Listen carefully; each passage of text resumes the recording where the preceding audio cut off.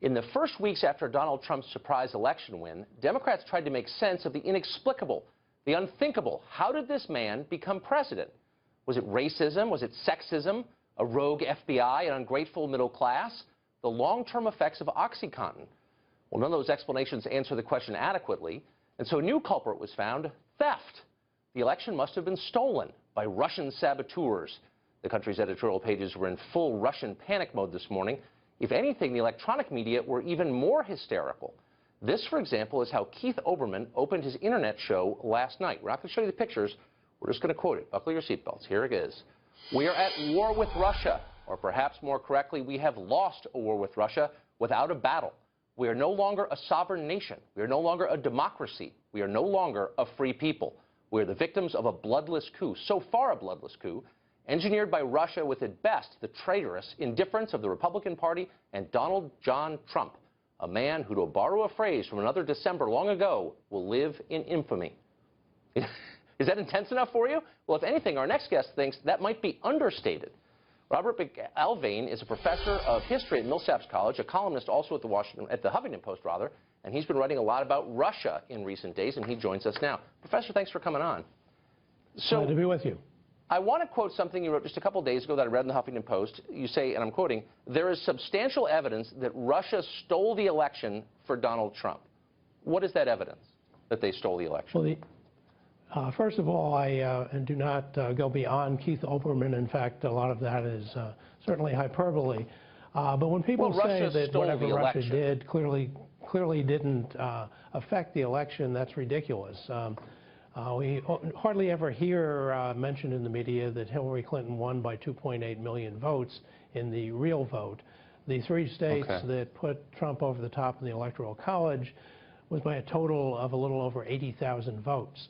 And if anyone thinks that what the Russians were doing in terms of the emails that were released through WikiLeaks intended to damage Hillary, and they obviously did to a great extent, were not enough to get 80,000 votes moved in the direction of Trump away from Hillary, I don't know what they're thinking. Obviously, okay, well, but hold on. I want to get back to what you wrote. You wrote something very specific. I'm going to read it to you again in case you don't remember writing it. "There is substantial evidence that Russia stole the election for Donald Trump." I'm not contesting it was a close election. I'm, of course, familiar with the numbers. How did Russia steal the election? Please be precise. The way I just said, by doing things that were intended to help him and to hurt Hillary Clinton. I don't think initially that was what the Russians were expecting to happen.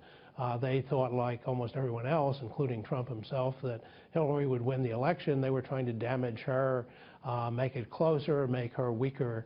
But as it got closer to the end, they saw the possibility of him winning. But hold on, I don't want to interrupt you, and I don't want to talk over each other, but you're saying, how would you know what the Russians think? Do you have special access to the thinking of Vladimir Putin? How would you know that? And again, for the third time, how did they steal the election? You said they stole the election, and I'm open-minded, but I want to know how they did that specifically.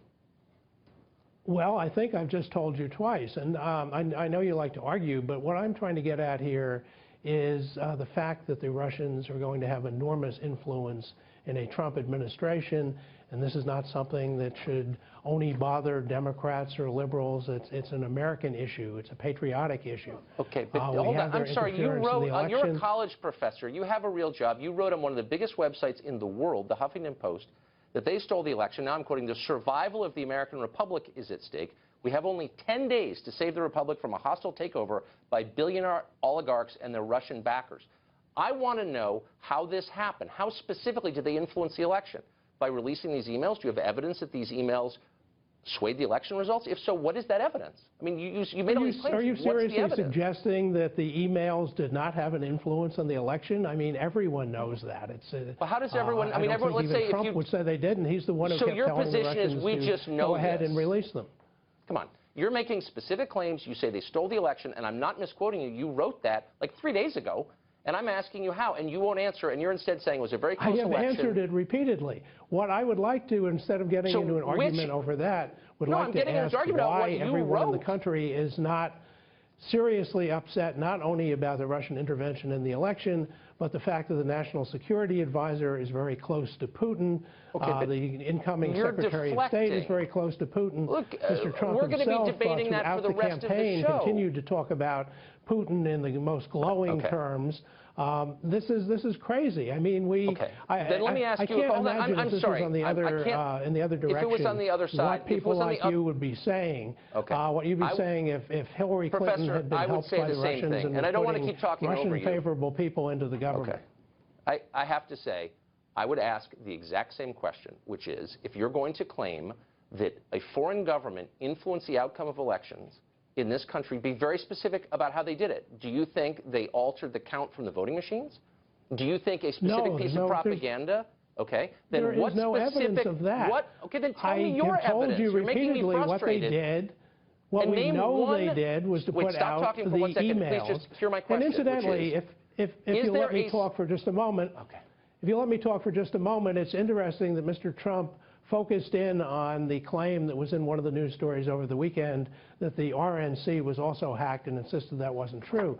Well, let's think about why he would want to insist that. Because if, in fact, the RNC was hacked and they didn't put anything out.